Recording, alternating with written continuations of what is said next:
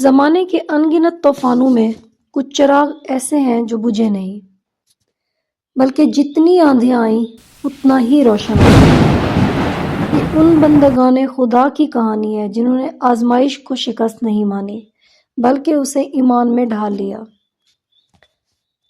آج میں بیان کروں گی ایک ایسے نبی برحق کا واقعہ جس کی زندگی انسانیت کے لیے صبر و شکر کی زندہ تفسیر بن گئی۔ یہ ہے قصہ حضرت ایوب علیہ السلام، اس ہستی کا جس نے دکھوں کے سمندر میں ڈوب کر بھی زبان پر شکوہ نہ لایا، بلکہ فرمایا میں تو اپنے رب سے فریاد کرتا ہوں جو سب سے زیادہ رحم کرنے والا ہے۔ حضرت ایوب علیہ السلام کا تعارف۔ حضرت ایوب علیہ السلام حضرت اسحاق علیہ السلام کی نسل مبارک سے تھے۔ آپ کا شجرہ نسب حضرت ابراہیم علیہ السلام تک جا پہنچتا ہے۔ اللہ نے آپ کو شام کے علاقے میں نبوت عطا فرمائی۔ آپ مالدار بھی تھے، صاحب اولاد بھی، رعیت والے بھی تھے، چراغان سے بھری زندگی تھی، نہ کمی تھی، نہ غم، نہ کوئی دکھ کی لہر۔ لیکن اللہ جب اپنے بندے سے محبت کرتا ہے تو اسے آزمائش میں ڈال کر اس کے ایمان کو چمکاتا ہے، اور یہی مرحلہ آیا حضرت ایوب علیہ السلام کی زندگی میں۔ ایک روز وہ صبح طلوع ہوئی جب ایوب علیہ السلام کی زندگی کی سب سے بڑی رات بن گئی۔ پہلے ان کے مویشی برباد ہوئے، پھر کھیتیاں جل گئیں، پھر گھر اجڑ گیا، اور دیکھتے ہی دیکھتے وہ مالدار نبی مفلسوں میں شمار ہونے لگا۔ لوگوں نے کہا اے ایوب تیرے گناہوں کی سزا ہے یہ سب، لیکن انہوں نے فرمایا میرا رب بہتر جانتا ہے، میں اس پر یقین رکھتا ہوں۔ پھر اولاد بھی چلی گئی، پھر جسم پر زخم ابھر آئے، جلد گلنے لگی، اور وہ بدن جو کبھی صحت و تندرستی کی علامت تھا اب زخموں اور تکلیفوں کی تصویر بن گیا۔ لیکن زبان پر شکوہ نہیں، صرف شکر، صبر، صرف یقین۔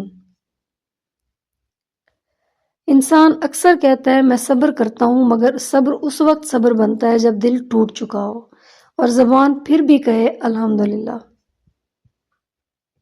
حضرت ایوب علیہ السلام کی بیوی اللہ تعالیٰ کی نیک بندی تھی۔ انہوں نے ایوب علیہ السلام کی خدمت میں اپنی جوانی گزار دی اور کبھی زبان سے تنگی کا شکوہ نہ کیا۔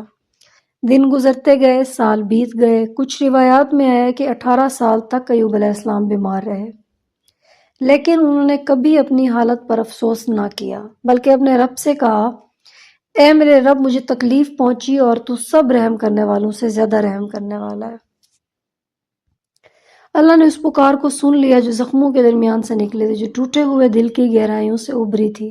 اللہ نے فرمایا اپنا پاؤں زمین پر مار، یہ ہے ٹھنڈا پانی، پی اور غسل کر۔ حضرت ایوب علیہ السلام نے قدم مارا، زمین سے ایک چشمہ پھوٹ نکلا، انہوں نے اس پانی سے غسل کیا، پیار اور وہ زخم جو سالوں سے بدن پر تھے چند لمحوں میں مٹ گئے۔ چہرہ چمک اٹھا، بدن نکھر گیا، اور رب رحیم نے فرمایا ہم نے اسے اس کا مال، اس کے اہل و عیال اور ان کے برابر مزید عطا کیے۔ یہ تھی صبر کے بعد کی رحمت، یہ تھا یقین کے بعد کا انعام۔ حضرت ایوب علیہ السلام کی کہانی کوئی قصہ نہیں، یہ زندگی کا آئینہ ہے۔ جب تمہارے ہاتھ خالی ہو جائیں، جب تمہاری دعائیں لوٹ آئیں، جب سب تمہیں چھوڑ جائیں، تو یاد رکھنا اللہ نے ایوب علیہ السلام کو نہیں چھوڑا تھا۔ سچ تو یہ ہے کہ اللہ آزماتا ہے تاکہ تم جان لو کہ تم میں صبر ہے یا نہیں، اور جب تم ثابت قدم رہو تو وہ تمہیں اس سے بھی بہتر عطا کرتا ہے جتنا تم نے کبھی مانگا بھی نہیں۔ حضرت ایوب علیہ السلام کی زندگی ہمیں یہ سکھاتی کہ دکھ دراصل رحمت کا دوسرا چہرہ ہے۔ تکلیف دروازہ ہے قرب الہی کا۔